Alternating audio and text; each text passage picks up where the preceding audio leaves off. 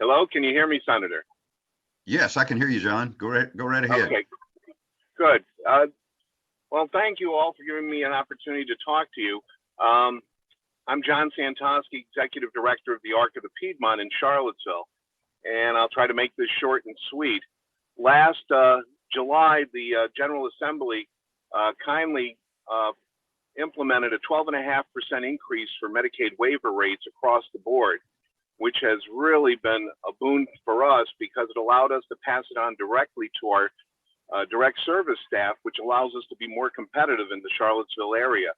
However, in the governor's budget, that 12.5% increase goes away, and the increases that are granted in the governor's budget do not cover all of the Medicaid waivers services, group day, group homes above 4 people, and a host of other services just are not covered at all.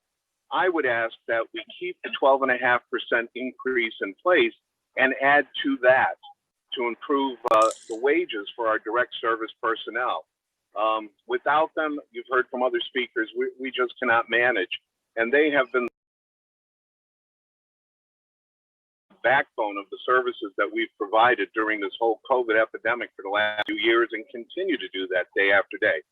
The other thing I'd like to point out is that only 1 in 4 that there's still only 1 in 4 people who waivers were allocated for in fiscal year 2021 that are still waiting for those waivers. And there have been absolutely none of the waivers that were allocated for fiscal year 2022 allocated to anyone at this point. So there are many, many families and individuals that are waiting for a waiver who just for some reason has not been allocated by the department.